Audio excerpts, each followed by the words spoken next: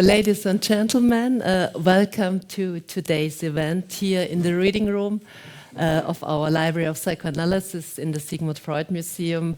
Welcome to our event. It's the presentation of Roger Willoughby's new book, Freud's British Family, Reclaiming Lost Lives in Manchester and London, which came out some weeks ago, and the discussion between the author and Christfried Tögel.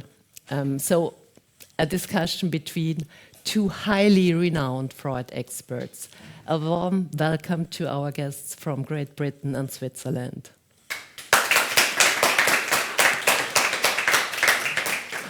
No doubt it will be a very interesting evening, and it's for me a great honor and pleasure to serve as moderator tonight.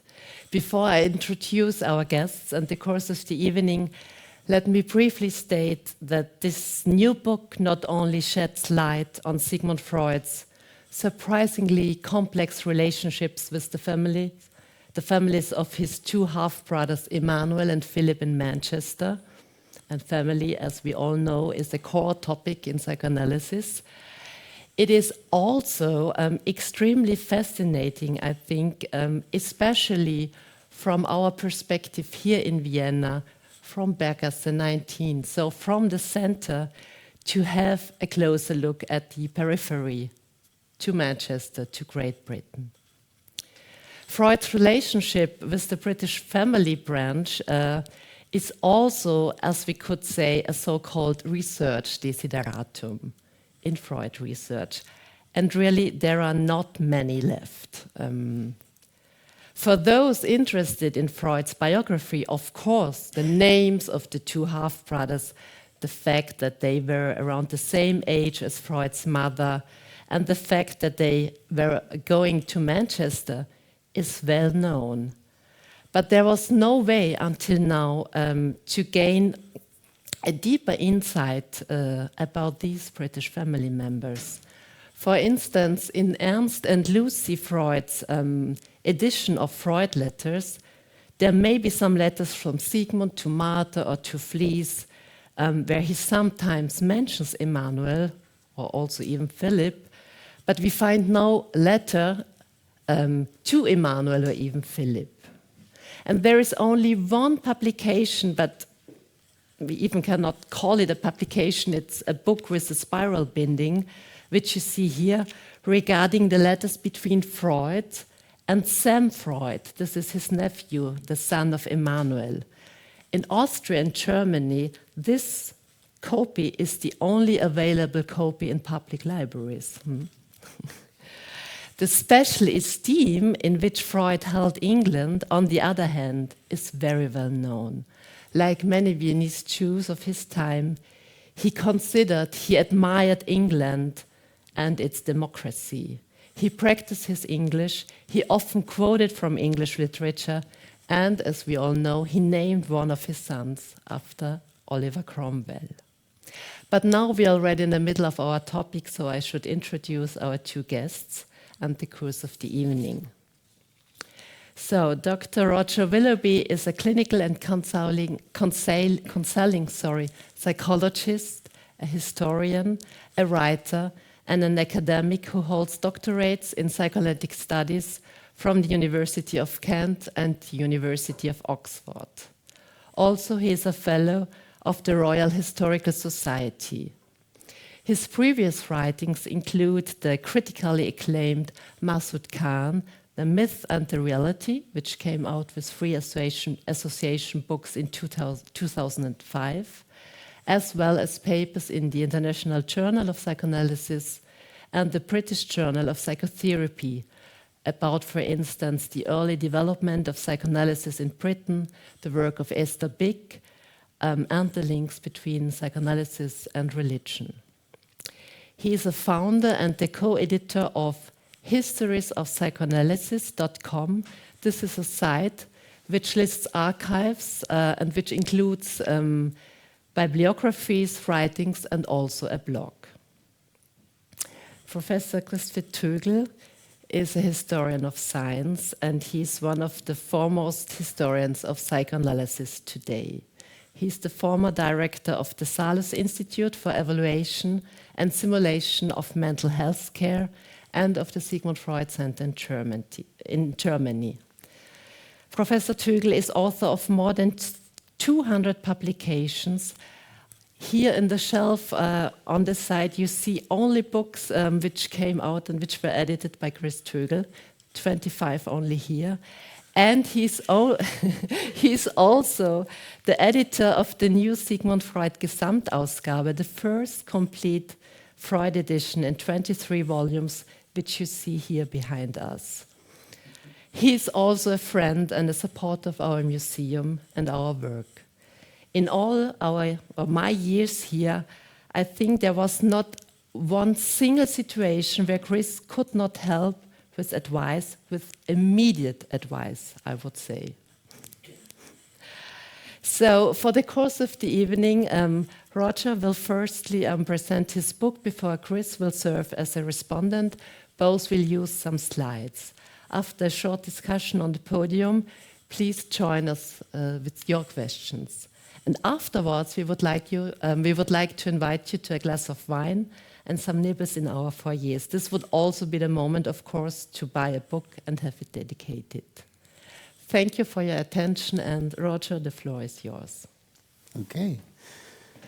Thank you very much, Daniela, and I'm so pleased to be here and so pleased to have Chris Tögel, my friend of quite a few years, here with me to talk about the book. Just as Daniela was saying about Chris's advice and quick responses over the 10, 12, 14 years it took to write this, I would email Chris and wait.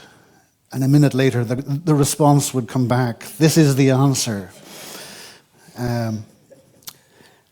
I didn't always agree with Chris, and Chris is going to disagree with some of the things I'm going to talk about tonight. So I was like, oh, jeez.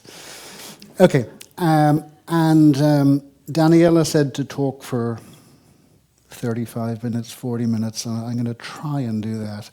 But I've prepared about 10,000 words there. It should take about 2 hours. I'm not going to talk all that. Okay.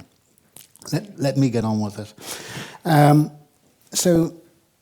What I'm going to do is I'm going to select 3 particular episodes to try to talk about this evening. I'm going to really look at Freud's 1875 visit to Britain, his 1908 visit to Britain, and then a little bit about when he came to Britain finally in 1938. But before doing that, I want to just set the scene a little bit with a couple of disparate facts, or supposed facts. Okay. The first picture we saw, and Chris is flying through the slides here for some reason, I don't know why. At the first, can we go back, Chris? Yeah. So the first picture is how we see the Freud family.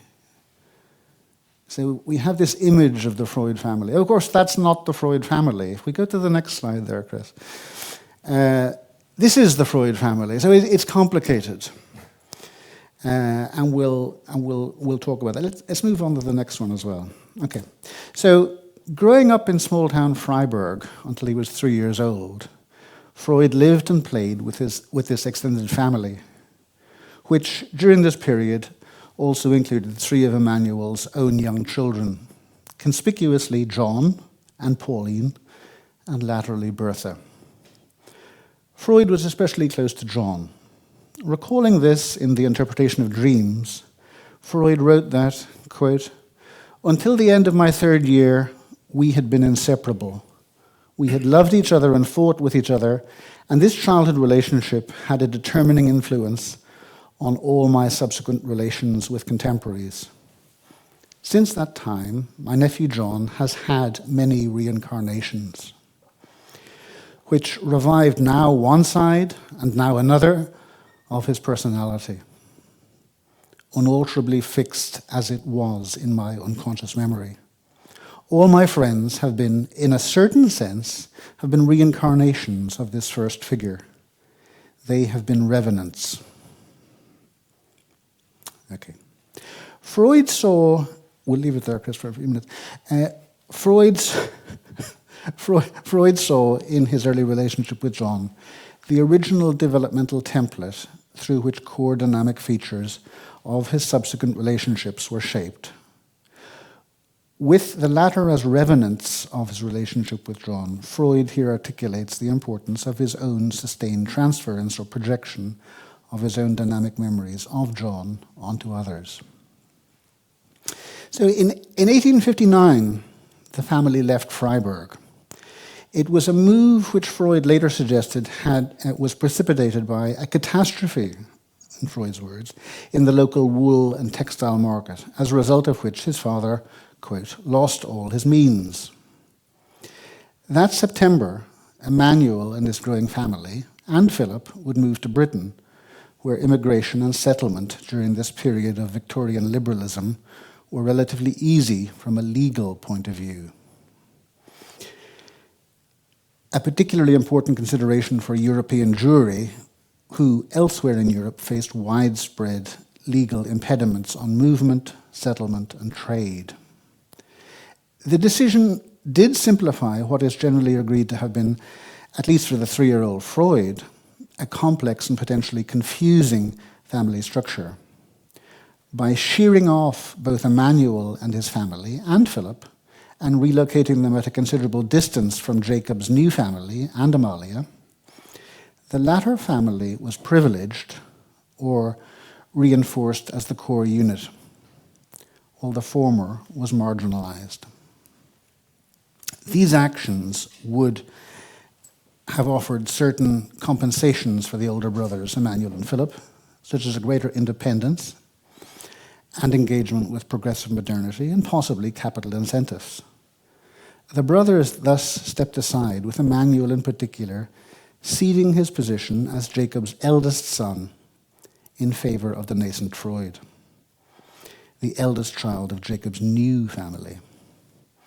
Elsewhere, Michael Molnar hinted at the obligation this perhaps placed Freud under vis-a-vis his older brother. Michael says, quote, "For Freud, it's as if Emanuel, as the real eldest son of Jacob, had consented to transfer his birthright, his father's blessing, to the younger," unquote. With this perspective on the family action, a dynamic of duplication and then replacement, or marginalization, occurs both within and between systems. The Jacob-Amalia family replace or marginalize that of Jacob Sally, and Freud replaces or marginalizes Emanuel. Freud's frequently mentioned two mothers, Amalia and his nursemaid, represents a variant on this, as does his psychic relationship to Jacob and Emanuel, the latter standing in as an alternative father figure. This quasi-Oedipal pattern of replacement would continue within Emanuel's family. Now, in the interpretation of dreams, Freud would later liken this exodus from Freiberg to a departure from his beloved Rome, and acknowledged his envy of, quote, his relatives who had the opportunity of removing their children to another country. So we have this early start of a fantasy and a reality of movement to another place, this idea of another place, a place that was different. So, but that's a nice story in a way. But there were other things, and these are things Chris particularly brought to my attention. Emanuel and Philip left a string of debts in their wake in the Austrian Empire and in neighbouring German states, principally bills of exchange, which, intentionally or otherwise, they would default on. Emanuel passed the last of these bills of exchange on the 30th of August 1859, bringing his and Philip's cumulative debts to over 8,000 Austrian florins, the equivalent of a little over 143,000 euro in present-day money. With creditors seeking recompense, the Austrian courts advised the brothers in absentia to arrange settlement. come and pay your debts, please. And it's like, oh. Philip, for some reason, was declared a fugitive and was pursued for fraud. A wanted notice published in the Brunner Zeitung declared Philip was being sought for fraud and was interestingly described as approximately 23 years old, 5 feet tall, and had a long face, a curved nose, black-brown curly hair, and as a particular feature, and this might be something we want to think about later on, a wobbly gait. He speaks German and Moravian. In the event of custody, he should be delivered to the Imperial Royal District Court in Moravia.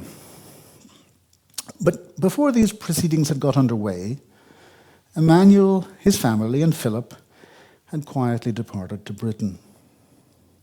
In what seems to have been a moonlight flit, Emanuel did so without terminating the lease on his Freiberg house. His hurried departure being evident in the furniture, linens, and clothing he abandoned there. His landlord, with approval from the local court, auctioned his property off in July of 1860 to recoup back rent, and some of the proceeds went to one of the parties of the bills of exchange.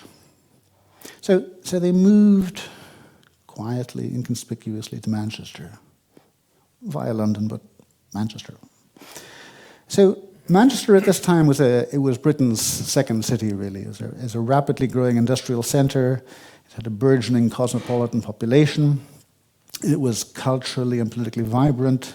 It's also a centre of sort of radical thought, being a one-time Chartist stronghold, as well as a site of Irish nationalist politics. It was also, for 22 years on and off from 1842 through to 1870, the home of Friedrich Engels, who drew on his experiences there in the 1840s to write his book, The Condition of the Working Class in England in 1844, in which he described conditions for the working poor in Manchester's Angel Meadows slum as, quote, hell on earth. And the brothers would live for an important early part of their time yards from the Angel Meadows slum. So settling down was difficult. The brothers soon went into business, but by May of 1860, Emanuel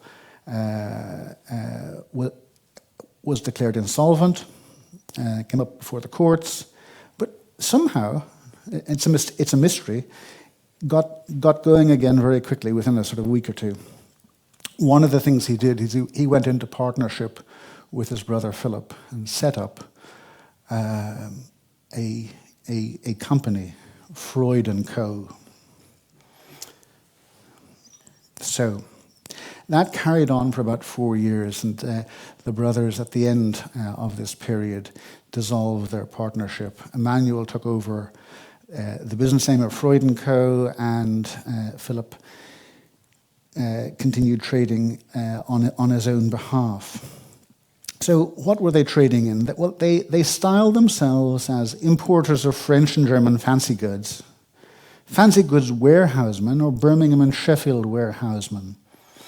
These sort of fancy goods were typically sort of decorative, small items that they would import from Europe, typically for the sort of female market. This orientation to the feminine is quite interesting, I think, in the story. I'm not going to talk more about the brothers' business, or not much more about it, although I could. One thing I do want to just mention here is Emanuel's growing family. So at the end of June 1860, Emanuel and his wife Marie had their fourth child, who was called Solomon. probably called Solomon after his grandfather, Shlomo Solomon Freud, who died in Taismanitz in 1856. But over the next decade, Solomon somehow became Samuel. The name changed. It became slightly more anglicized over this time. But the three subsequent children all had much more distinctively English names from the beginning. So we had Matilda, being born in 1862, Harriet Emily in 1865, and Henrietta the following year in August of 1866. Now, Henrietta had been unwell from birth and lived just 18 days before dying at home from marasmus, a severe form of malnutrition, on the 31st of August, 1866. That same day, Emanuel registered her birth and death, and, in line with Orthodox tradition, Henrietta was buried in the Great Synagogue Cemetery at Queen's Road. This cemetery was used predominantly for burials from children from poor Jewish families, and Henrietta's interment here probably exacerbated the emotional pain of her loss.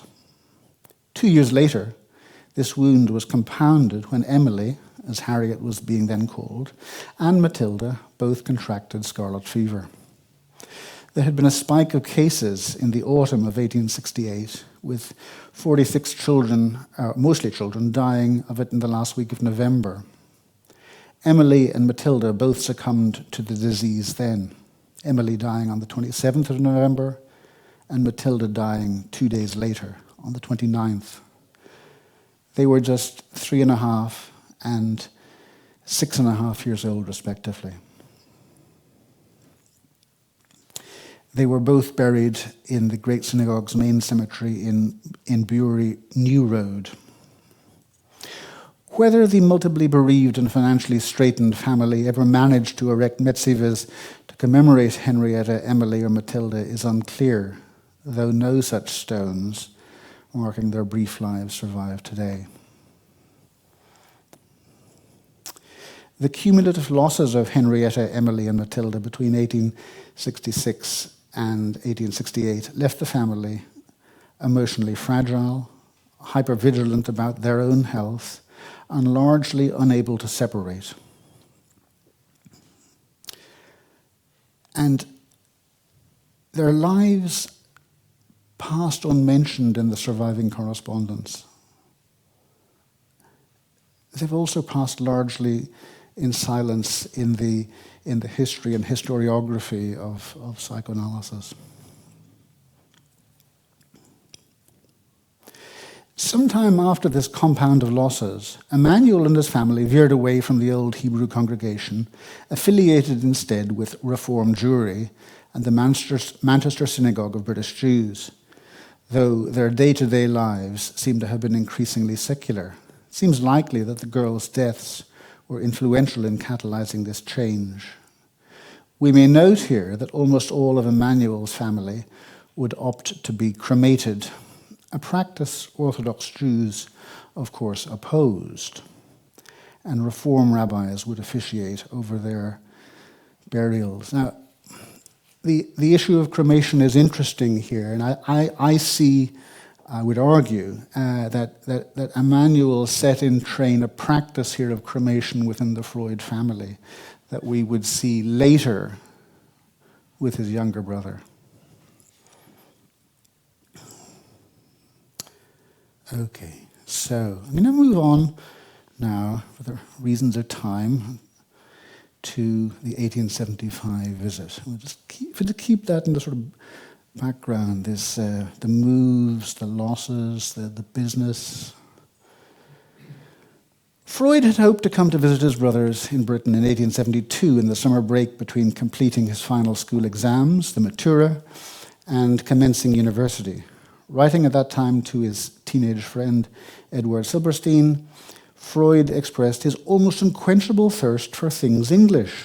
Quote, If this were to go on, Freud wrote, I shall get the English disease rather late in life. I read English history, write English letters, declaim English verse, listen to English descriptions, and thirst for English glances.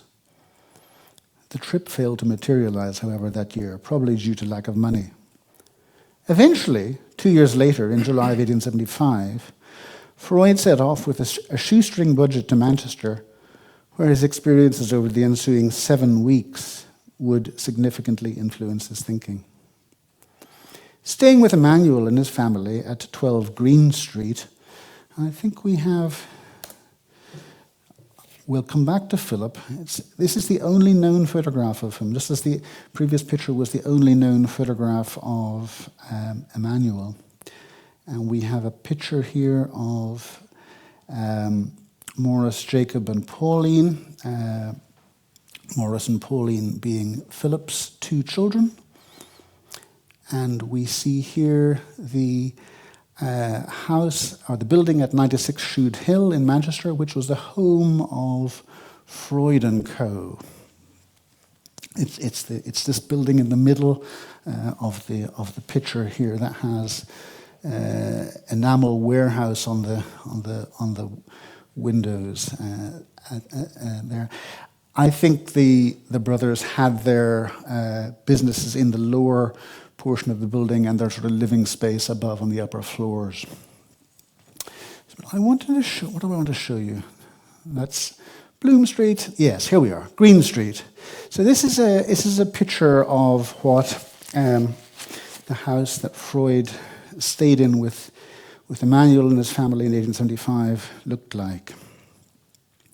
So staying with Emanuel and his family at 12 Green Street, the 19-year-old Freud spent his time, in his own words, quote, talking, walking, eating, and drinking.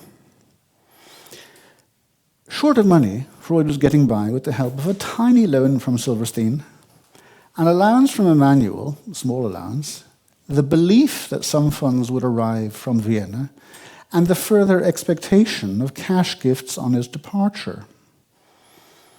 Such impecuniousness was only too familiar to Freud, and its legacy haunted him in the years to come, fueling a powerful work ethic.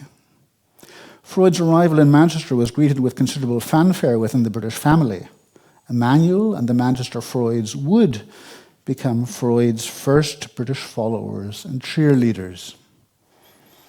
Over half a century later, Anna Freud Bernays thus recalled Emanuel's enthusiastic letters about her brother, which her father shared with the family.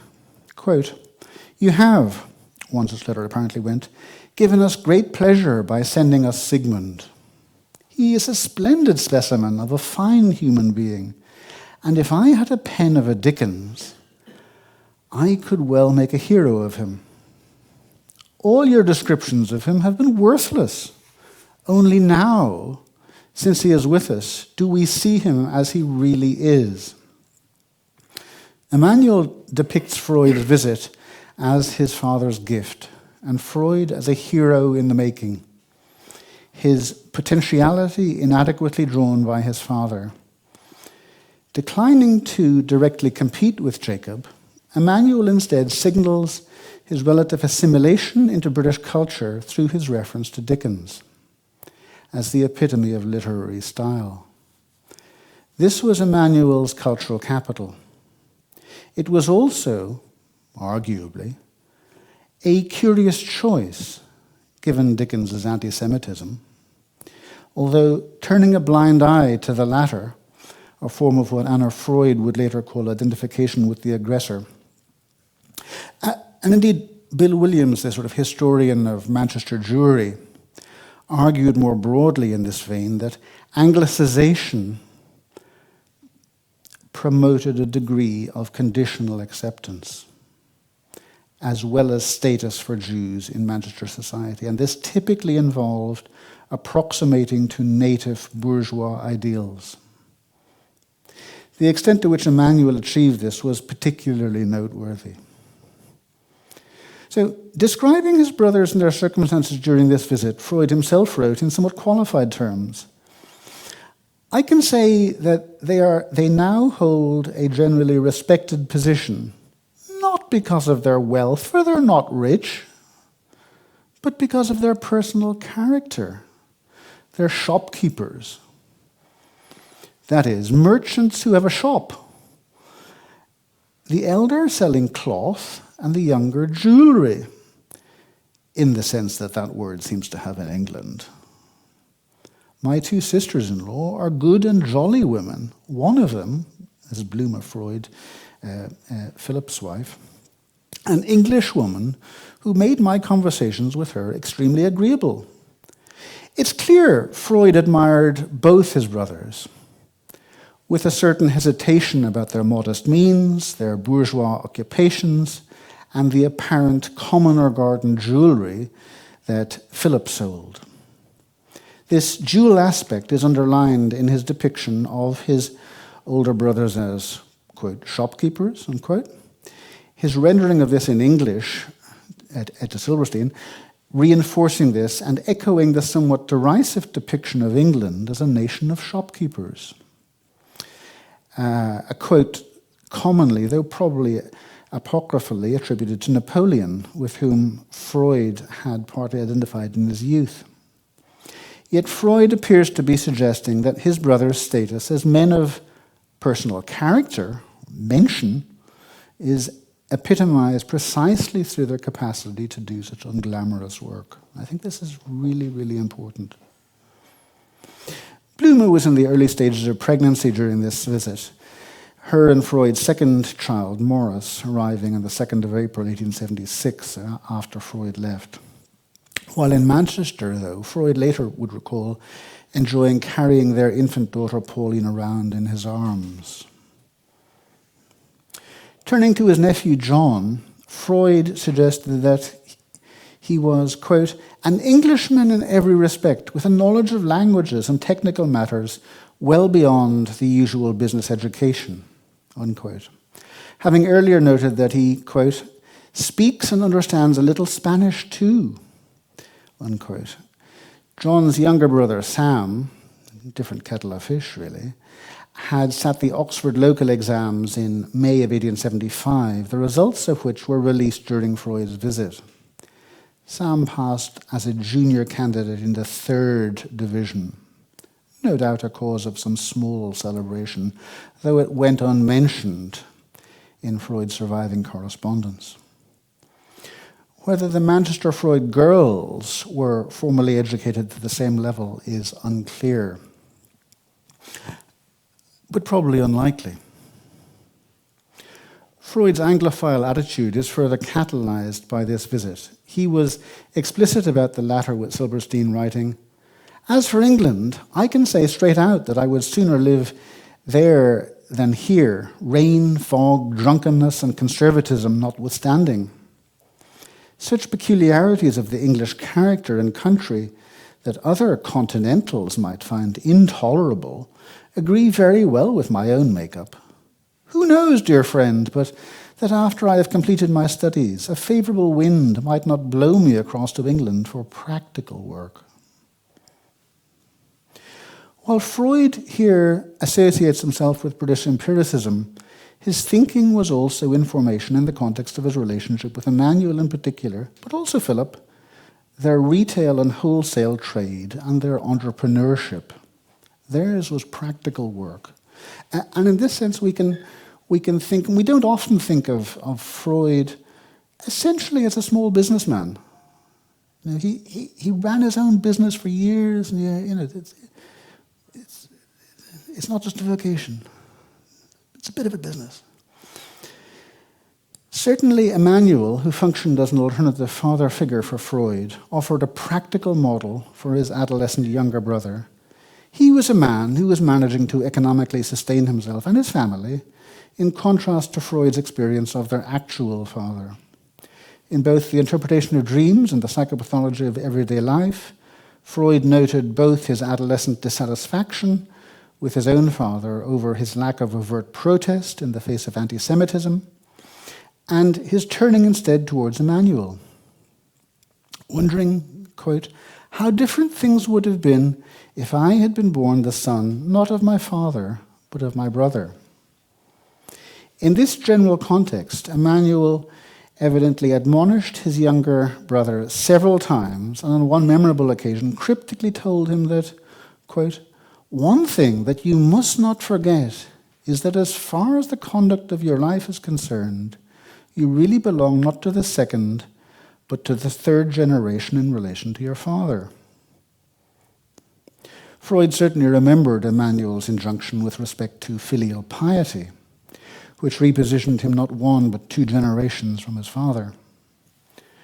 Following this trip, it would be over 3 decades before Freud would next step foot in Britain. And he would have many offers, come back over, and there was times when he nearly did. But the impact of this 1875 trip on his imagination continued in the interim. This was stoked by a sustained narrative of support for and expressed belief in Freud and his potentiality by the Manchester Freuds, and cemented in place by mutually affectionate bonds of kinship, such as photographs being exchanged and letters. The correspondence notably was written in English, which is an interesting kind of fact here. And these passed in both directions.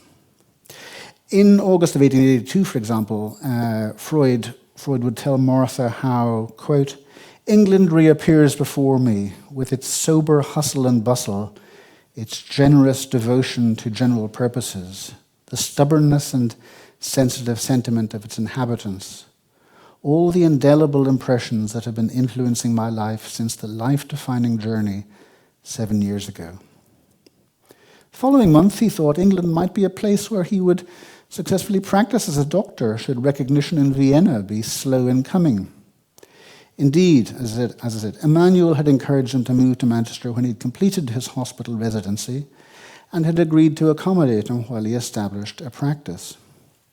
It was a pleasant offer.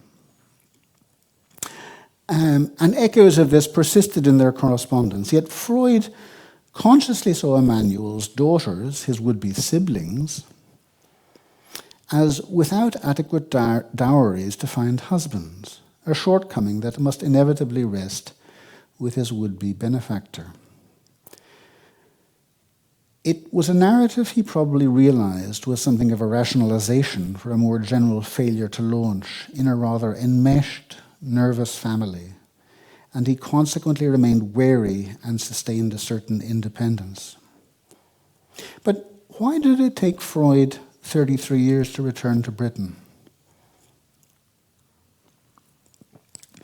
One possible reason relates to the earlier discussed dynamic of replacement, wherein Emanuel surrendered his position as Jacob's firstborn son in favor of Freud.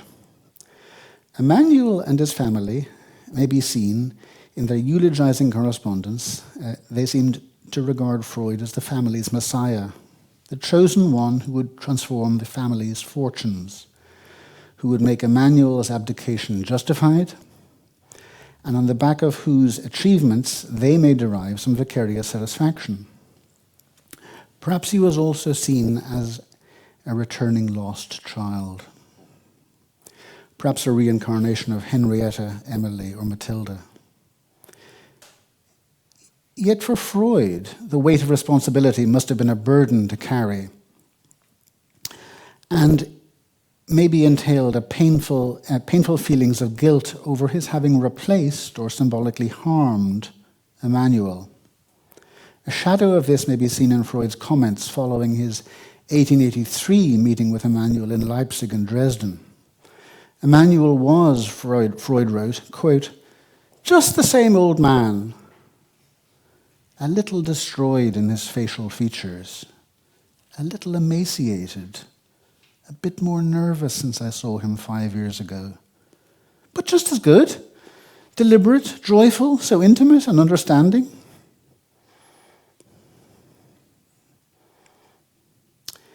So keep that in mind.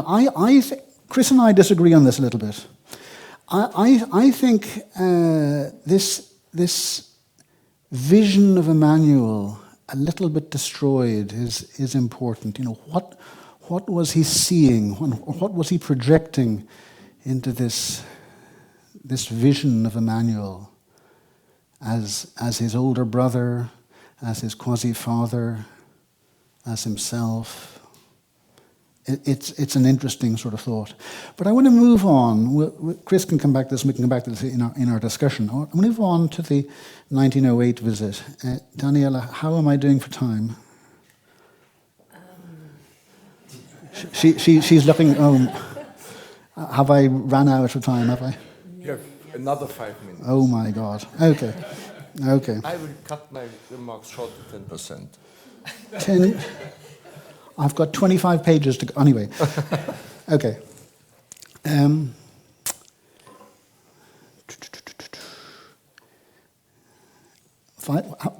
5 minutes. Oh my God. Okay.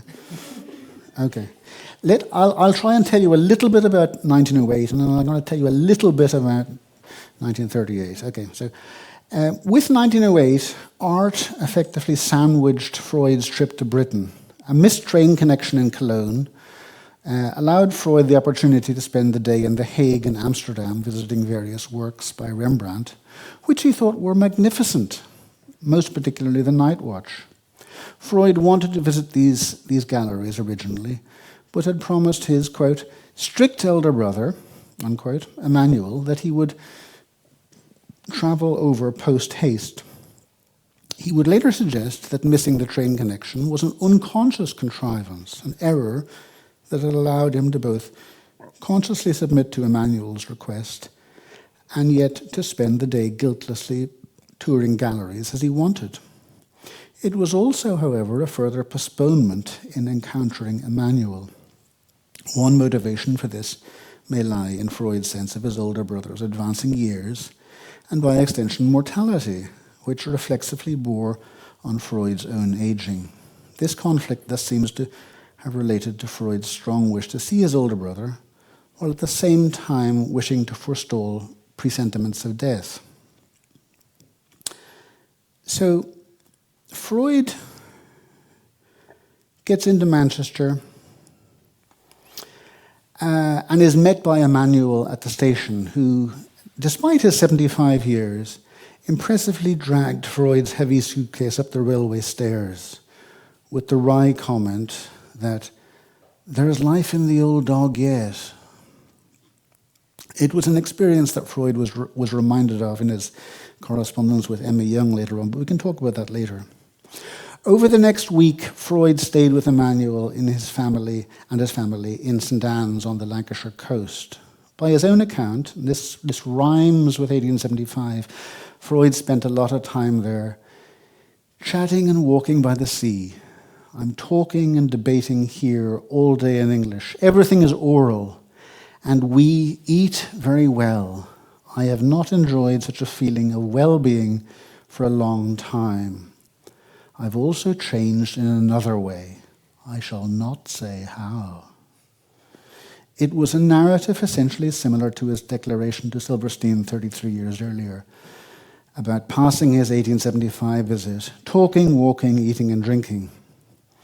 The change that Freud hinted at above is related to his beard. He had visited a barber, presumably in St. Anne's, and, unhappy with how his beard had been trimmed, had shaved it off on the 5th of September, leaving a moustache and sideburns. This was a very unusual practice for Freud. There we go. We see this is the only painting of Freud without the beard. It's very rare. It's in New York, this painting. So it's a very unusual practice for Freud as an adult, and the decision to fix a botched trim by shaving off his remaining beard appears disproportionate. In this context, Freud's awareness of Emanuel's aging perhaps points to his own shaving as an attempt to better curate his own appearance, to create a more manicured and youthful self-presentation, to stave off the inevitability of aging and death. The previous year, Freud had in fact noted his reluctance to sit for photographs since the early 1890s, telling Jung that this was because, quote, I'm too vain to countenance my physical deterioration. I'm going to show you the next slide. Oops. Sorry. Okay. Now, Freud sent this postcard to the family back in Vienna. We see the card.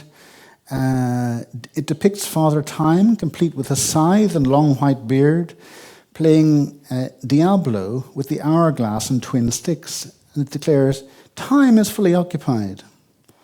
Other cards in this series, which were apparently sold in sets of 6, so there's probably 5 other cards by Freud wandering around somewhere, amplify the reference as relating to Act 5, Scene 1 of Shakespeare's A Midsummer Night's Dream. How shall we beguile the lazy time, if not with some delight? The imagery on the card is at one level transparent in depicting precariously playing against dwindling time. Of course, the image present in the present context also plays on the large scythe as a nightmarish barber's razor in the background, while Father Time, unlike Freud, still manages to support his long beard. In the message in German to Matilda, Freud wrote, "Greetings from Southport, where Uncle Emanuel lived so long. Very nice, Pa." And then immediately after the Pa is in a lilac ink postscript in English, what appears to be another hand, probably Emanuel's. It declares, "Who looks much younger ever since he came here." I'll leave that. We can move on to discussion later. But I just want to give you a snippet of something from the London trip, the London move. We can go, we'll come back to some of this. An invisible Freud. So, Freud, at the end of the First World War, in October of 1919, had looked to Britain and the English language as a means of economic recovery, as a refuge of last resort. He tried to develop his speaking skills. He employed a tutor, and this was going to really help him with his English-speaking patients who were just about then knocking on his door. And it would also allow him to emigrate to Britain should his savings run out. Writing to Max Eitingen, Freud added an important personal note that my 2 brothers already rest in English soil. Perhaps I shall also find room there.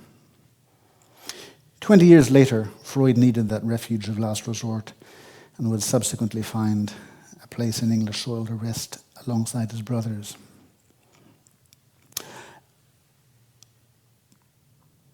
For reasons of time, though, I just want to make mention of this rare fake picture of Freud. A very rarely mentioned accessory was observed. Freud's wheelchair. Very rarely mentioned. Jacob, as Chris pointed out to me, needed a wheelchair towards the end of his life. But Freud's own use of one, given his strong independent streak, was probably largely confined to times when his health and mobility were particularly compromised. Increasingly frail from 1931 onwards, Freud acknowledged finding stairs and inclines more difficult to manage. Further heart problems in the late summer of 1933 left Freud very debilitated. Roy Grinker noted that his physical illness, quote, was gone. He walked very slowly, and the abounding energy in his movements had disappeared. The next summer, he moved only around the porch of his villa, unquote. Not long after Grinker initially observed these findings, Freud told Arnold Zweig that, quote, I cannot climb my stairs and am therefore under house arrest. I think this time I've established my right to a sudden fatal heart attack. Not a bad prospect, unquote. Freud was using a bath chair, according to Ernest Jones, in May of 1934 to get to part of the garden in his summer residence in Grinzing, where access was steep. When Hans Sachs visited him there 2 years later, Freud's physical decline from the previously indefatigable walker, quote, also struck him. It was only on a, quote, good day that Freud could slowly walk up the ascending garden path while, quote, at other times he moved on a wheelchair while I walked at his side. Freud's wheelchair came to my attention when I began to study reports of his departure from Vienna in June of 1938. While waiting to board the Orient Express at the Westbahnhof station, Freud sat quietly in his wheelchair, according to Ernst Waldinger, and Heinz Kohut, who was standing at some distance and saw this. On Freud's arrival in Paris, some of the newspapers noted a collapsible bath chair among his baggage, and the Yorkshire Post commented that he, quote, cannot walk far without assistance, and he used to be wheeled through the streets of Vienna. Whether it was Anna or somebody else in the household who would push Freud on these occasions was not stated. Such sightings were extremely rare, a status that Freud most likely curated, not wishing to display his sometimes reliance on such an external prosthesis, the counterpart of the less visible and extremely painful oral prosthesis he had to contend with since his cancer surgery in 1923. With the notable exception of the sometimes derided Helen Pruner, the main Freud biographers have been largely silent on the subject of Freud's wheelchair. I'm going to stop there. I'm going to hand over to Chris, and perhaps we can take up some of the ideas and some of the 200 pages I didn't get to talk about. Thank you very much.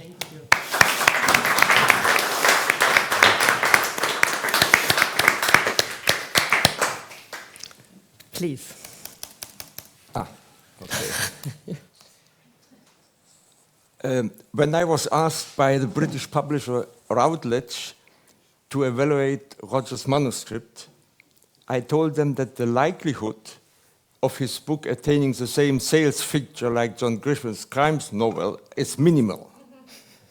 Nevertheless, I asserted that the manuscript was, and I quote myself, the most comprehensive work ever written on Freud's brothers who immigrated to England, their commercial enterprises, the familial relationships, and their significant connection with Sigmund Freud.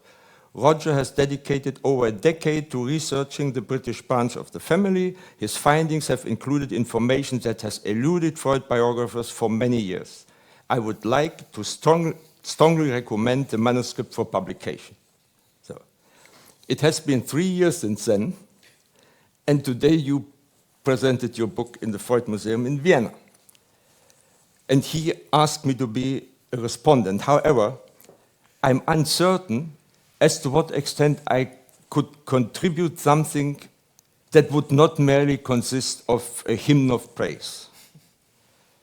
So the purpose of my short remarks is to explore the significance of English history, literature, culture, and science to Sigmund Freud. In October '82, it means 5 months after they became engaged, he became engaged to Martha, he wrote to her, "But I can't work scientifically like this. I have to go further and study medicine as quickly as possible in order to set up my own business, probably in England, where I have relatives."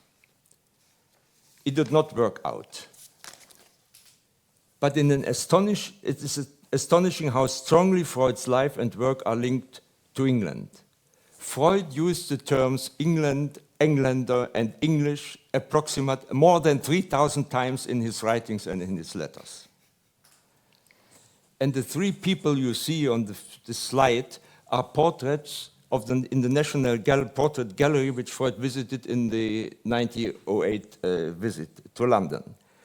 He wrote short descriptions of 23 portraits he had seen in the gallery under the title Bemerkungen über Gesichter und Männer.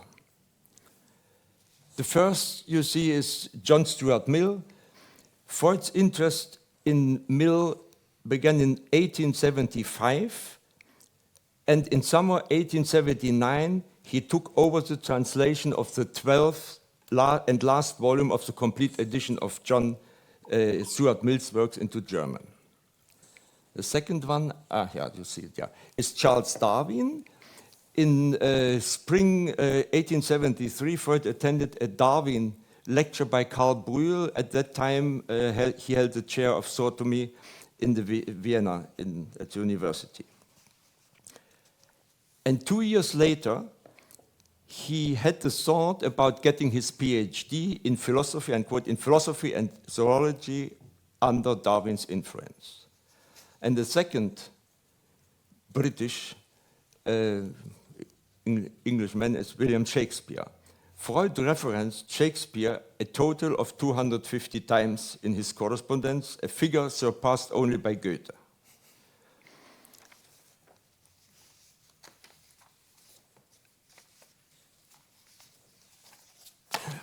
This next slide. I should briefly diverge from the main topic of my short remarks and offer some observations regarding the young Freud's tendency to identify with prominent individuals. The Oedipus complex is widely regarded maybe the most prominent psychoanalytic concept. Freud introduced this to explain or to describe the emotional conflict experienced by a child who harbors animosity towards their same-sex parent while simultaneously desiring the love of their opposite sex parent. He designated the psychological complex as the Oedipus complex, deriving the name from Sophocles' renowned tragedy Oedipus Rex. The narrative of the play centers on the character of Oedipus, who ultimately killed his father and married his mother. When Freud described the Oedipus complex in 1897, he was 40 years of age and had already accumulated 20 years of academic and professional experience. However, approximately 25 years earlier, he had encountered Sophocles' tragedy during his early years at the gymnasium, where he pursued his studies in the early 1870s as part of the Greek course. In preparation for the Greek final, Freud immersed himself in Sophocles' Oedipus the King. This meticulous preparation seemingly yielded positive results as evidenced by, I quote, the Greek work for which a 43-verse passage from Oedipus the King was available succeeded better than the Latin. I had read the passage for myself and made no secret of it. So his teacher knew it, and okay. The verses to be translated are a speech delivered by Zeus' chief priest. In this discourse, the priest expounds on the role of Oedipus in the salvation of the Theban populace from the Sphinx. The speaker expressed his hope that Oedipus will utilize his experience, knowledge, and power to benefit Thebes and its populace, particularly by halting the plague that is currently afflicting the city. However, Freud had previously read Oedipus Rex and was well versed in the intensity of the tragedy. The initial two verses of the concluding chorus, on the last page of Oedipus Rex, resonated profoundly with him, subsequently exerting a substantial influence on his future endeavors. And these two lines read, "You inhabitants of my Thebe, behold, this is Oedipus. He solved the famous riddle and was a most mighty man." From the time of this graduation, Freud identified with Oedipus as a riddle solver, 20 years before he had the slightest idea about the Oedipus complex, as a riddle solver. And this identification with Oedipus as a riddle solver was valid until the end of his life. He was fascinating that the fact that Oedipus had attained power solving riddles, that is through knowledge. Here are some examples of his fascination with Oedipus over the last 50 years. Shortly after his matura in 1873, he had a dream in which his bust was displayed in the hall of the old university. This is the first. This is the bust of Rokitansky. It's now the Austrian Academy of Science. Then it was a university. Jones is wrong writing in his biography that it was the Arkadenhof of the university. At that time, this building didn't exist. So it was in the hall. We have been there yesterday. In the hall, and Freud dreamt sometime his own bust would be there.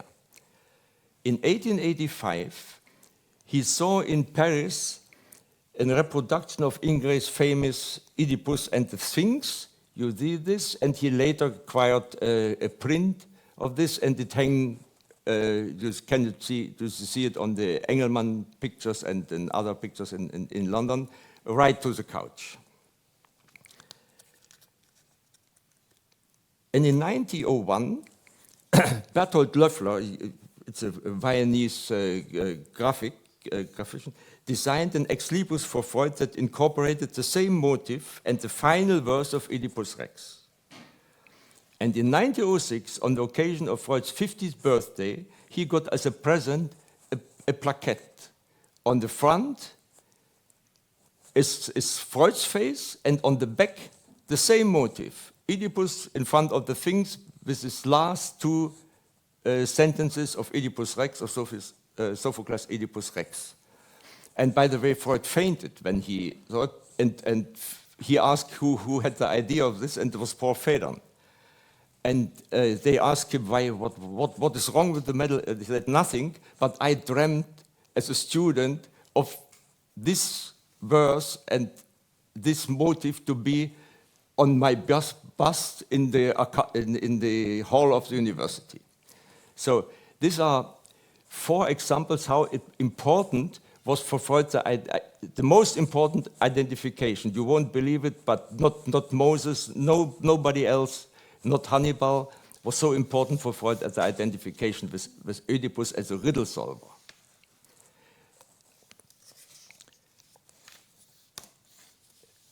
So, this is Oliver Cromwell. Roger told about him. Now I come back to Freud and England. The English statesman Oliver Cromwell had a huge impact on Freud, who had been captivated by him since his boyhood. This is Freud's own words, it's my boyhood.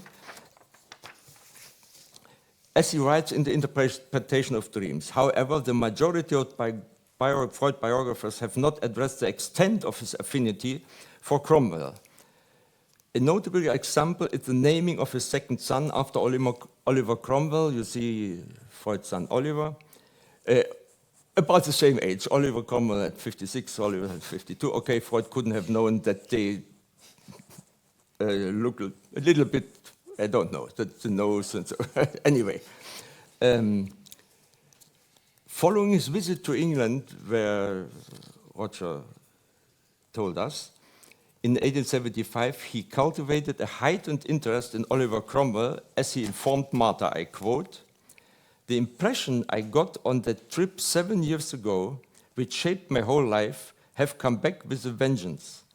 I am going back to the history of the island, to the works of the men who were my real teachers, all English and Scottish, to the memories of the most interesting period in world history, the most interesting in world history for me, the reign of the Puritans and Oliver Cromwell."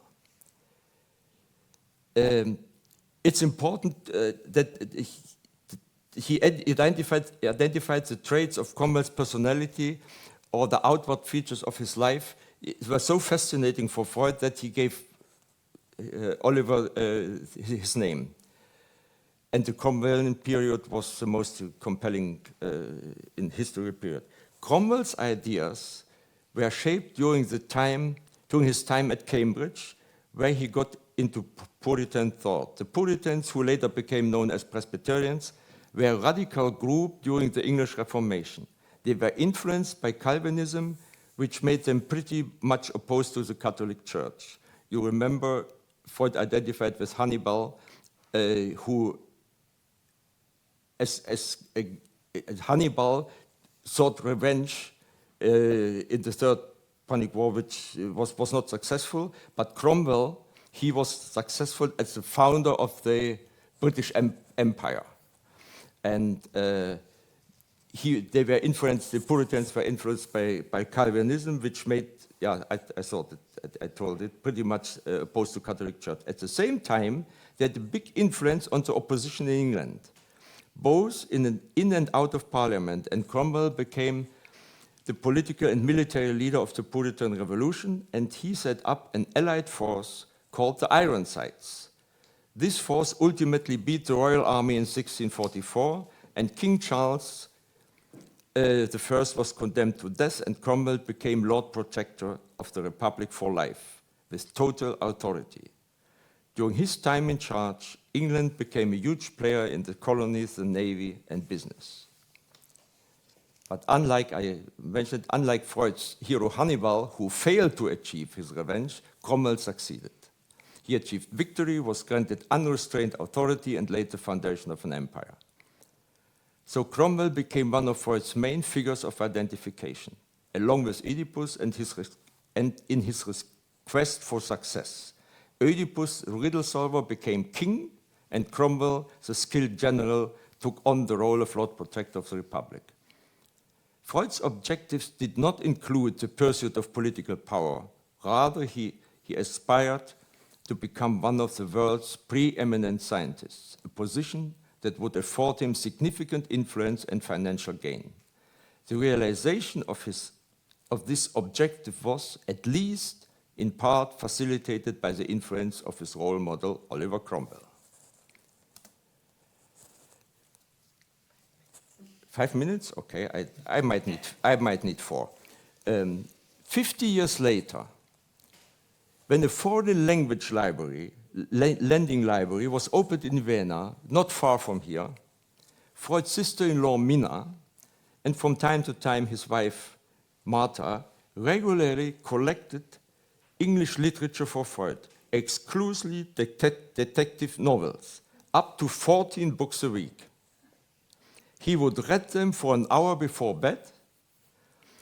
Especially, he was a big fan of the crime novels of Dorothy Sayers and Agatha Christie. So he managed to read 14 books a week. And both women who run this library, they independently confirmed this figure.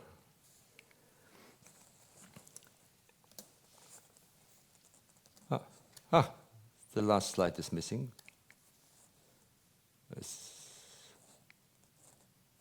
Yeah. Here. Okay. No? Okay. So the conclusion, there's no place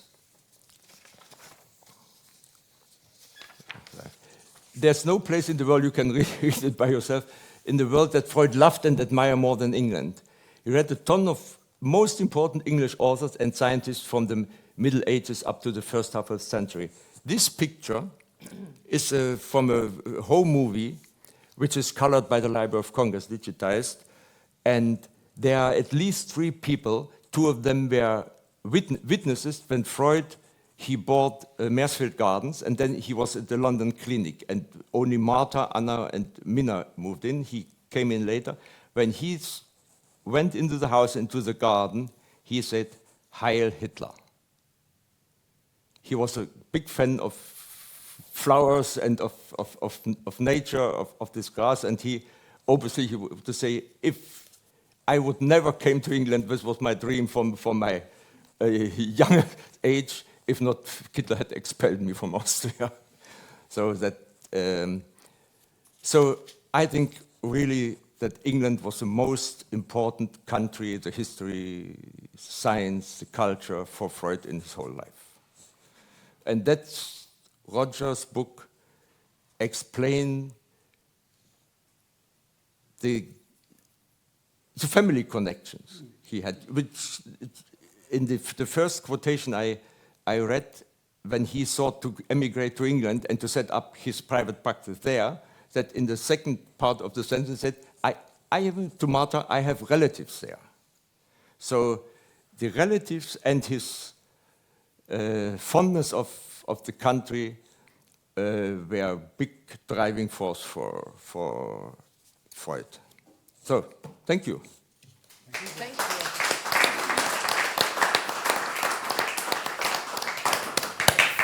Thank you so much, Roger and Chris. I think we may change a little bit the program because we're running out of time. So I would suggest that we keep the discussion here to the minimum and we'll open up to the public.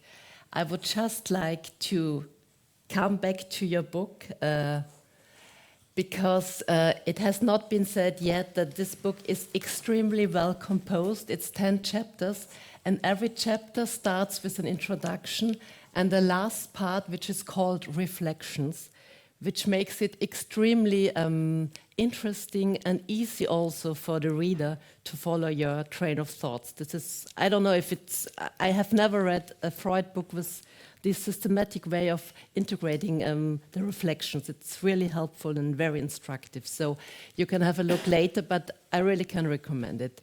Thank you also, Chris, for your associations.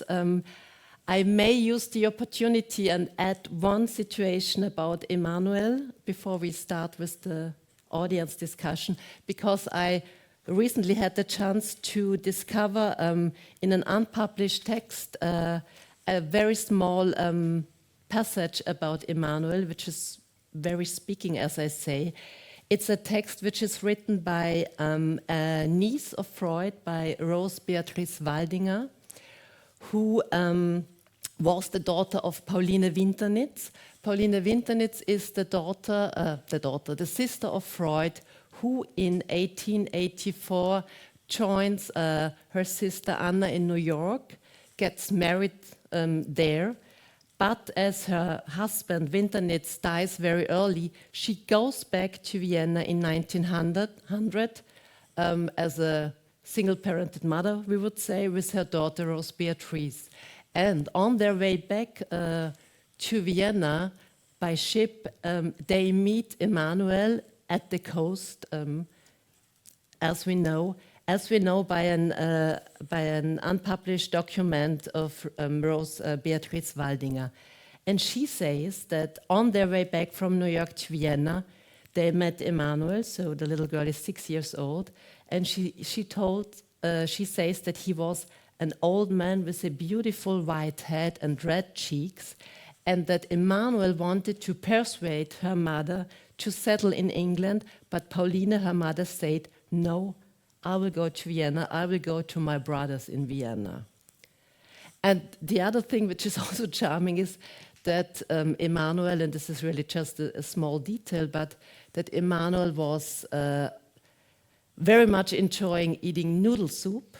And when he came to Vienna, everybody every day served noodle soup, so that Emanuel stopped and said, "I like it, but please, I can't eat it every day." It's just a small vignette, but you see a little bit how the family functioned and how the hospitality was working. Yeah, so if you agree, we open now for the public because otherwise we are running out of time. And if there is no first questions, of course, but there is already one, I would ask you to, okay, but okay, yes. Please. First of all, thank you very much for a very interesting talk and remarks. One thing which I struck very early on, and of course it came up a number of times, is so his brothers leave, okay, and go to England, and he has this vision, maybe it'll happen to me, and it's my fate, etc., etc. And then afterwards, despite his frustration with not being accepted in the manner that he thought she'd be accepted here, despite the 1920s, a very difficult economic situation here, despite the growing anti-Semitism, despite the growing fascism in Vienna. He ends up staying here much longer than any of his followers, longer than his colleagues, etc. And it can only be extricated in a very massive sort of program to get him out. And that on one hand, he says, this is maybe my fate, this is it. On the other hand, he almost stays here too long. And just one comment about Cromwell, maybe connected or not connected. Cromwell was also the individual who reintroduced Jews to England after they had been banished there a couple of centuries before. It may or may not be connected to Freud's feelings about Cromwell.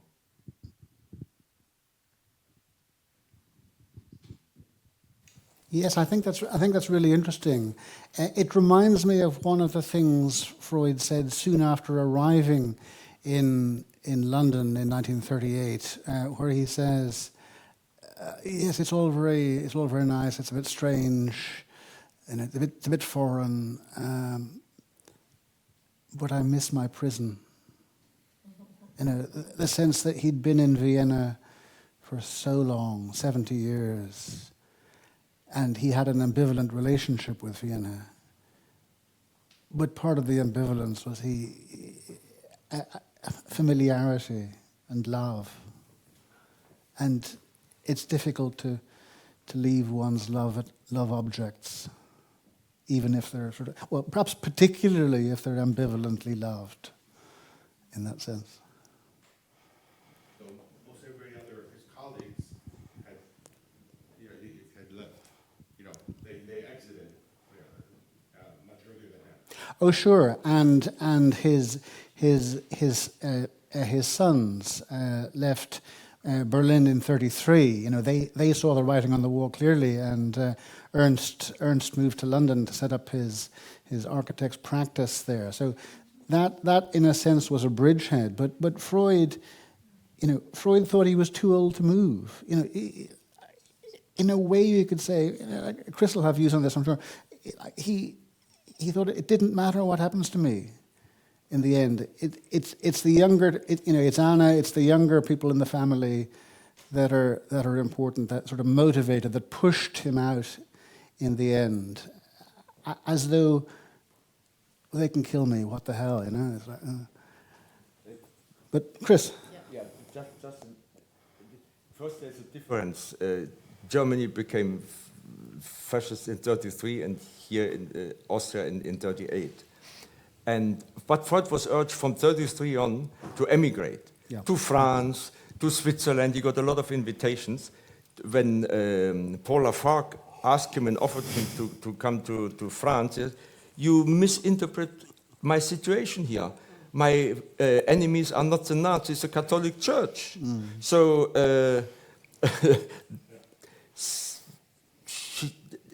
so it's normal that the Jews from Germany immigrated a little bit earlier.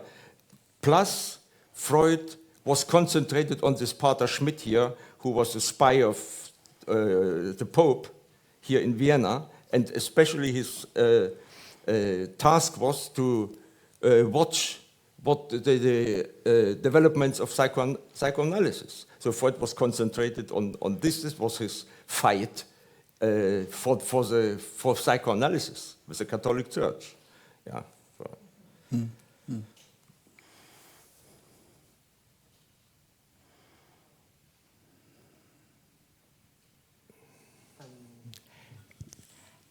I was wondering, because we have heard a lot of figures, Shakespeare, Goethe, how often the word English, England, etc. If I asked you how often Freud met Emanuel after they got separated from Freiberg, what do you think? Chris, I could maybe check it in my notebook. Probably 7 times, 6 or 7 times. Altogether. I think we don't know the answer to that question. We have the visits to England, but we also have accounts of Emanuel and Philip going to continental Europe. They would visit on business. They would visit to see the family in Vienna.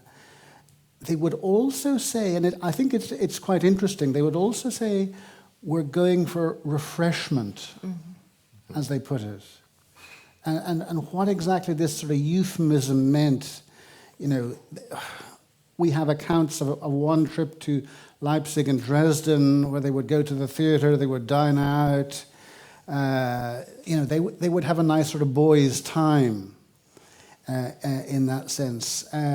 So I think there were probably quite a number of these visits to Europe that we don't know about. Do you think that there are meetings between Freud, Emanuel, and Philip we don't know of? Oh, I'm sure. Even I know the book, but yes, I'm sure there are things we still don't know about their meetings. Yeah. Okay. Das ist jetzt hart zu nehmen, Chris, gell? It's hard to accept that there's some meeting you don't know about. So for you, I think. Yeah, but He is sitting down, so it's fortunate. So one thing I would be interested in, because you are speaking about the relationship between the brothers and half-brothers, and that it was close, even they didn't meet that often. But I think the relationship maybe between the brothers was also formed by the relationship of Freud's parents to Philip and Emanuel. Because we know that from the development of families, that the projection or the love or the intensity of relationship is projected on the younger generation. So I wonder, how was the relationship between Jacob and his sons from his first marriage, and also from Amelia, the mother, Amalia to Emanuel and Philip, after they came to Vienna and were separated from Emanuel and Philip? It's an interesting question, and it sort of hinges in part on why they went. Why did they separate? What happened in 1859? There's lots of ideas, rumors, speculation around this. We know from Chris's work and from other people's work that Jacob put a lot of effort into gathering documentation to try and settle in Leipzig and move to Vienna. And so there's documentation about getting affidavits of good standing and so forth. Emanuel and Philip didn't do any of that. So that would suggest to me they weren't trying to settle in Europe. They had in mind they're going, or someone had in mind that they're going. So that sort of shift away was important, but they did remain in communication. And there was an interesting visit in, I think it was 1883. You may remember seeing a photograph of Jacob and two of Philip's young children. I think it's a lovely photograph. It's sort of mislabeled in some of the sort of Freud writings, suggesting it's Emanuel's children. It's clearly not. And it seems a very sort of touching photograph. So I think he still had a working relationship with them. He did look to them for money and support. There's a whole history about where the money comes from in the Freud family, particularly growing up. And one of the things that I've been particularly interested in, and Chris sort of agrees with me and sort of doesn't agree with me, that I sort of characterize the Freud family as Freud was growing up as working class. Rather than middle class, which is how we typically think of Freud. But I think then, I think they're working class. The mother is different. She comes from money. That's very clear. But I think when we look at the family, it's a working class family. And I think that has lots of implications for Freud, for Freud's practice, for Freud's work ethic, for Freud's investment in free clinics, etc. We could go on. And it also has a sort of political sort of resonance in terms of how psychoanalysis has been pushed into being a more sort of elite discipline. And I don't think particularly pushed by Freud into that. He had rich patients, yes, absolutely. But I don't think he was pushing psychoanalysis to be an elite discipline. I'm not sure I've answered your question. I think I'm going off on a tangent. But it might be an interesting tangent, hopefully. You can come back. No, okay. May I? Yeah. For me, the most interesting part in your book was your success to solve the riddle of John. Yeah. John was a nephew of Freud who was a little bit older than his uncle. And the first childhood memory, Freud published it under the title über Deckerinnerungen. They play on the lawn in Freiberg, and John left with his father to England. And then he disappeared, and every Freud biographer, and for 70, 80 years, wonders where this John, he disappeared. He discovered where he went to London, and he discovered the grave, so it was nothing, but nobody before him, neither Jones, nobody could find where John was going when he left Manchester. He discovered it. Well, we did have, thank you, Chris. Some of you will know there are books and articles written on the fate of John. There's certainly a couple of American authors who have written that John was murdered, and that John was murdered by Freud. Freud somehow got over there and knifed him, or commissioned a hit on John. And the story goes on. He also commissioned a hit on Emanuel. It's a sort of lurid fantasy, and the reality is much more ordinary in some way. And I think ordinariness is actually really, really important. It's really important, and it's the everyday stuff of psychoanalysis, the sort of day-to-day humdrum. And I think this is partly why Freud, and we can see it in the 1875 trip, really admired his brothers. Their real mention, getting on with hard work. It's dull, it's repetitive, day in, day out. Businesses collapse, they build it up again, collapses again, they build it up again, they keep going. And it's ordinary stuff, but it's brilliant. And it really inspired Freud, I think that did.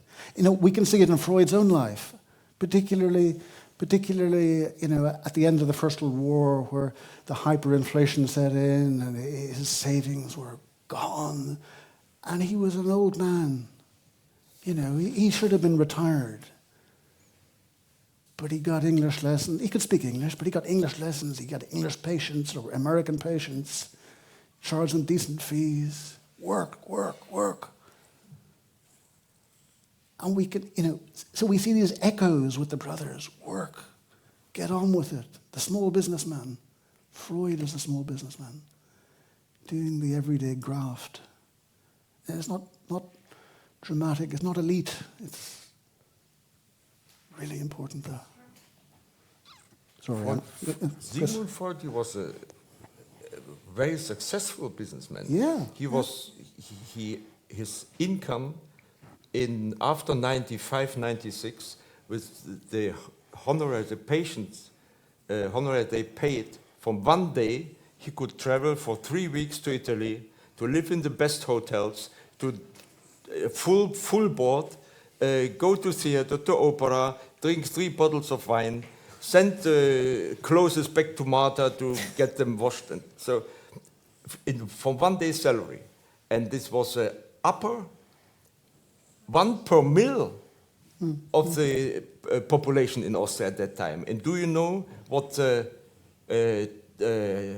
high tax were for the richest people? It depends if it's guilders or in 1905. What the tax rate was? 4%. 4%. So from his income, he had just to pay 4% income tax. As we talked about traveling Italy, we know that Freud was very close with his younger brother Alexander. Alexander was the one who joined him for traveling. They went to Italy together. Alexander was the expert for planning everything. So my question was I think he may got married in 1908, but was it ever questioned that Alexander would join Sigmund for his trip to Great Britain in 1908? And the second question would be, because we heard about Freud and co., the two brothers as business partners, but what do we know, and this joins a little bit also your questions, but what do we know about the brother relationship between Emanuel and Philip? And the last question, does Freud refer, when he mentions his brothers in letters, does he refer to them as his brothers, or does he ever use the term half-brothers? Do you know? Brothers. He always refers to them as his brothers. Brothers, yeah. There's no equivocation around that. Yeah. I have forgotten most of your questions, I do apologize, but I will take the Alexander one and then remind me about what I missed. Alexander is interesting in many respects, and Chris and I had some discussion around this, because in Elizabeth Rudinescu's biography, a recent biography of Freud, there's a short paragraph where she talks about Alexander as really not liking England. He was an Anglophobe as opposed to an Anglophile. And I asked Chris about this, and I asked Rudinescu about this, and it emerged in the context of the onset of the First World War, and Alexander being not liking the sort of British politicking at the start of that thing. Oh, you know, bloody British, you know, what they did, getting us into the war in that sort of a sense.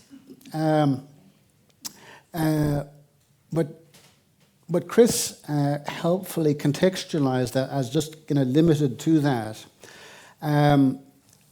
Alexander then, of course, did come to Britain in 1938 after a sojourn in Switzerland, and wanted to remain close to Freud. But really, after Freud's death, he went on to Canada.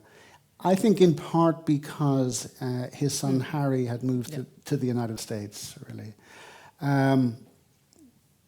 There was no suggestion about him joining him on the 1908 trip, although there were, not that I've heard, don't tell me now, but there were, at the 1908 trip, there were suggestions others might join, but they didn't. It was the 1909 trip to America, where he planned to go with Freud to America, not in 1998 to London. And he did the planning, and after he decided not to come, Freud had to take over, and Ferenczi to book the passages with and Alexander retreated from planning.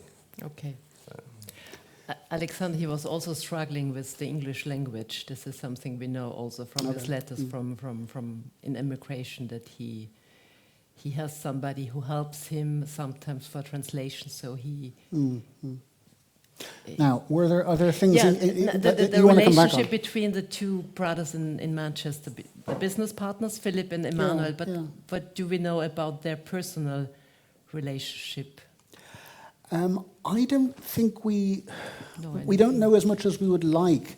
What we do know is that while while Emanuel became more affiliated with the reform movement in Judaism, Philip remained a much more orthodox character, and we could see, you may not have noticed the kind of pictures of the gravestones. Yeah.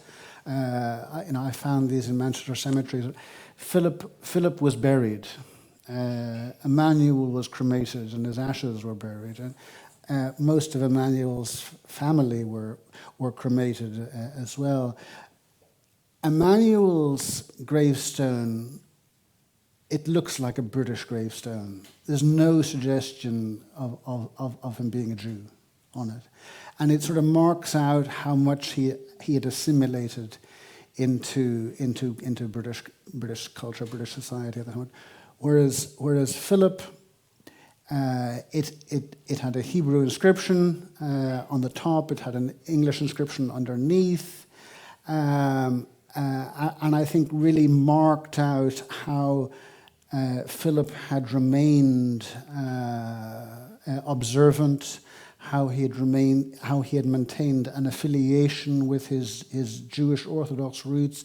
And I think this was perhaps difficult for Emanuel, but I think it was also difficult for Freud. Sigmund, yeah. And perhaps was one of the things that sort of nudged him a little bit away from Freud. Mm-hmm. And one of the interesting things also, and we could see, you'll remember the photograph of Philip. It was from 1902, and a postcard that he'd had made in Berlin with himself on it. But he refers to Freud on the postcard, and he refers to him as our brother Sigismund. Sigismund, of course, was a name that Freud had abandoned over the 1870s. And we can see it, but it continues. It continues in the family. But they left when he still was Sigismund. He was, but others. I mean the brother. Yeah. No, absolutely. But Emanuel would call him Siggy or Sigmund, and everybody else in the family would apparently. But Philip was calling him Sigismund, little Sigismund. He, in a sense, I would argue, was kind of he was able to hold on to him as the brother and not be elbowed out in the same way as Emanuel was. Emanuel he accepted the marginalization in the same way as we might argue that he assimilated into British society. Whereas Philip, there was a bit more grit, I think, in his personality. He was holding on to something else. Something about, this is how things really are. I'm not going to accommodate so much. I'm going to hold on to my roots in a way. And that made it, I think, difficult for him. It's easier to bend. But it made it difficult for him with Freud. And I think the relationship with Freud was difficult. But I think it was also, and perhaps because it was difficult, it was influential. And we might wonder how much Philip influenced Freud in his writing. He died in 1911, and Freud's writings subsequent to that are kind of relevant here. How did it influence Freud's writings and thinking about religion and the place of religion? Because of course, religion is not just an abstract idea; it's a lived experience. It's lived in his family, and his brother, his older brother Philip, was there as an observant character. And the fit, it's not easy. But other people may have different thoughts. I'd be interested. Yes, please. Some last questions before we end here. Chris? It might seem like kind of a banal question. Use the microphone, please. But how much of an issue were the debts that were left behind by Philip and Emanuel? In Europe, you also mentioned the possibility of relocating in Europe. Would that have maybe hindered their relocating in Europe? I mean, it seemed it was quite a substantial amount of money in the end. It's a difficult question. It's a good question. I think they raised money in order to move. You know, they raised the money to fund their move, essentially, and to live off while they were not working, while they were setting up business and so forth. Whether they intended or ever did repay it is a moot question. And whether the Emanuel's insolvency in April 1860 in Britain related to the sort of Europeans catching up with him through the British courts, I looked and looked and looked and couldn't find anything. But he sets up, and within 5-6 months he was in the courts for insolvency. It's good going, that is. Did it have some connection with Europe? I don't know. Were they trying to repay these debts? I don't know. They certainly would travel backwards and forwards, and there's certainly evidence from the 1860 insolvency case that Emanuel still had business contacts in Europe and a warehouse in Western Ukraine at this point.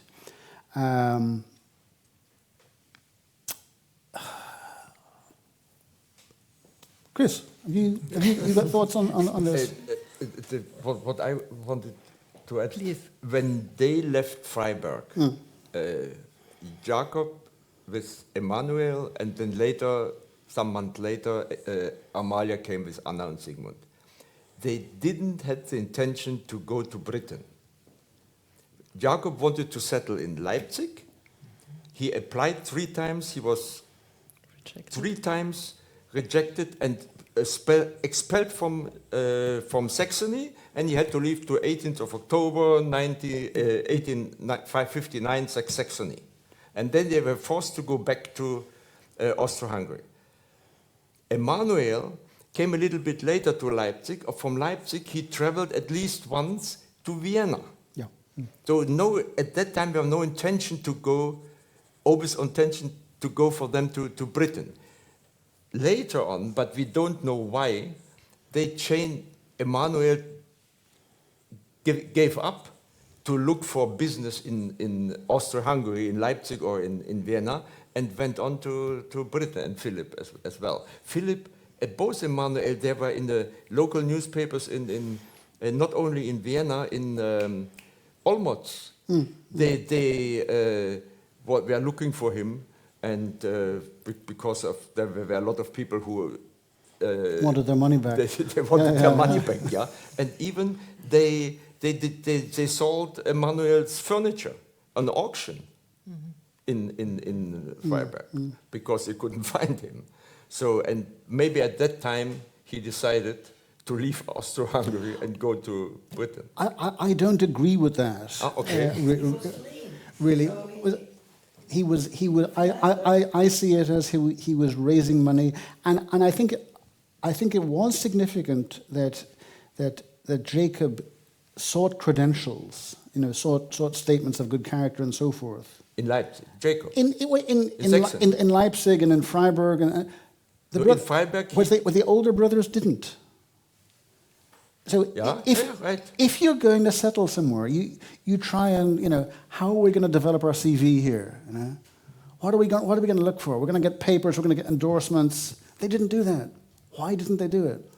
Why the gap? I'm saying the gap is because they said, no, we're not doing that. We're going somewhere else. We're going somewhere where we can get in for free. We can set up for free. No one's going to bother us. Yeah, it's Britain. And they didn't like they're all drunk English. And whatever, but it's okay. We can start some They business didn't there. speak English when they arrived there.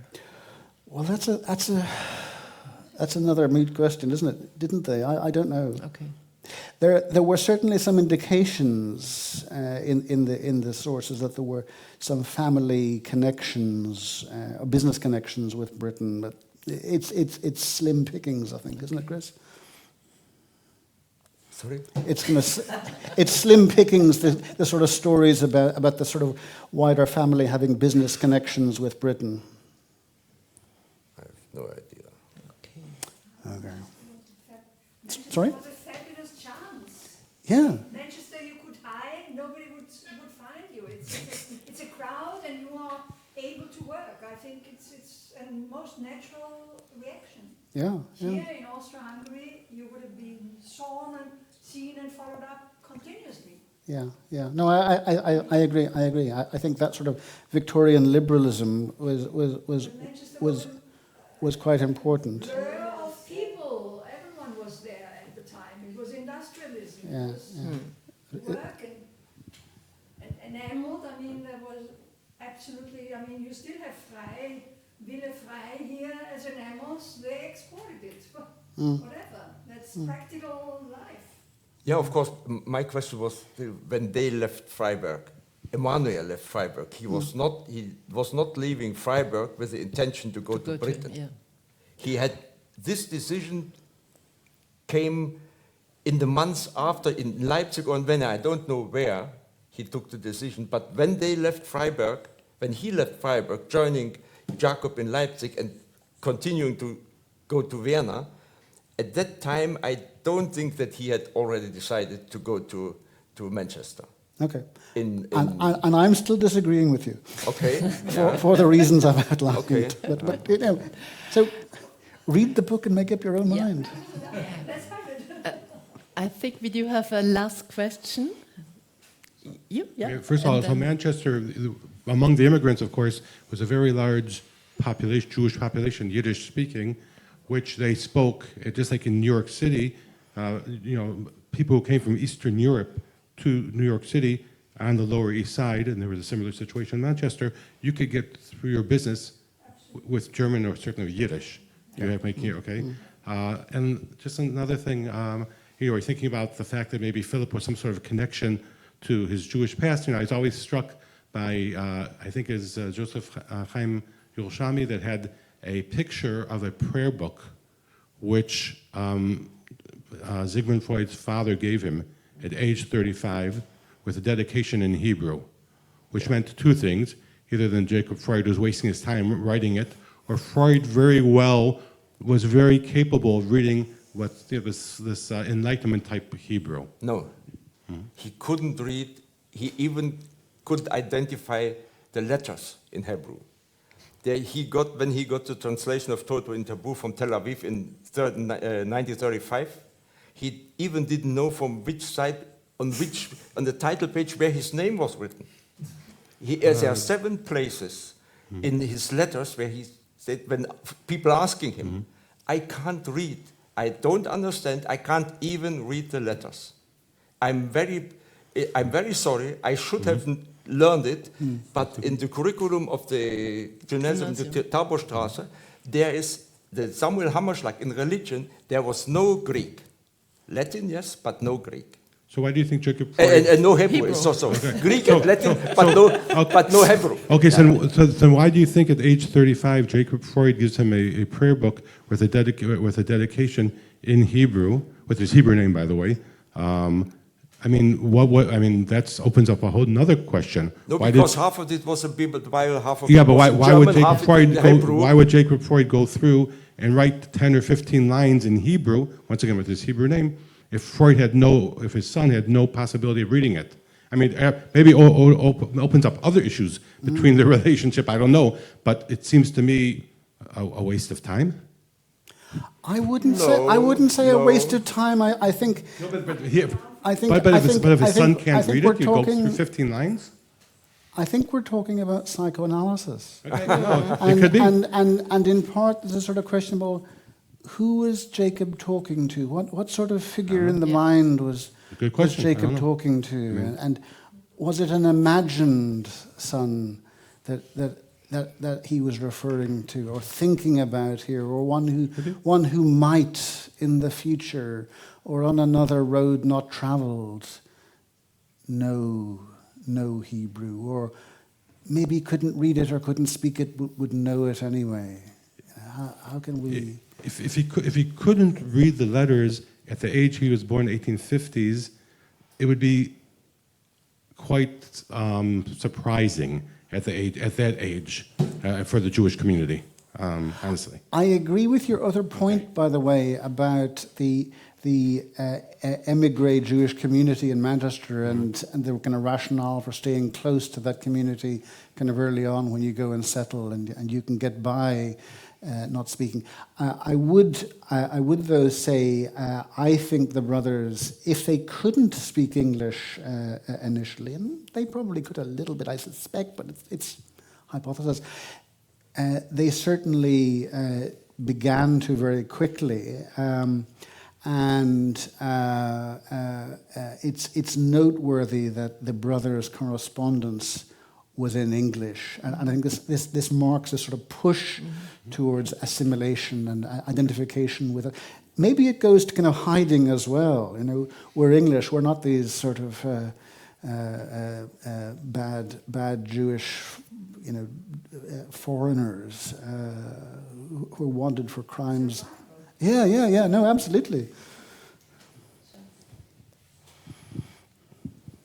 So, Danilo, maybe you know. So, I think it's a fact that there's a lot of quarrel between the scientists if Freud was able to read Hebrew or not, or write Hebrew or not. I think nobody could ever prove that he knew to write in Hebrew. And I think that the father, who also wrote down in this Bible the date of birth of his children, and he did that in Hebrew, as a Jewish religious person, of course, is writing the dedication to his son, Amelia's golden Sigi, in Hebrew, because the act itself is a Jewish Hebrew Orthodox act, a religious act. And I'm pretty sure that when he gave it, that he said to his son what is written down there, you know? So I think it's, in any case, you would have write in Hebrew. Doing this, it's a religious, a very family, Jewish family traditional act. So the religious act is to write down the dates of the death of the birth, the death. Yes. But what is there is a dedication of 8 or 10 lines. And once again, I obviously don't know, but I think that But to give the family Bible to the eldest, to the son. Freiberg, first of all. Yeah. And the second thing was that it's to write down the dates of birth and death is a tradition. The dedication had nothing to do with that, though. The dedication has something, if you read it, the dedication has something to do with, he hopes he succeed in his life, etc., etc., etc. It does not refer back to the death dates. So it's called a Yom. No, of course not, but don't you think it's a traditional family act to give as father the Bible to the son? Well, it's a prayer book. It's age 35. I don't know, but it's certainly, once again, it's not a religious act. Not really. It's a religious act to write down Okay. I wrote also down something during your presentation, a Freudian quote. I wrote down talking, walking, eating, and drinking. And I think we should all walk downstairs now. There will be some drinks and little things to eat, and there will also be a surprise. So that's all what I say. But first of all, let me say thank you Roger, I highly recommend to buy the book.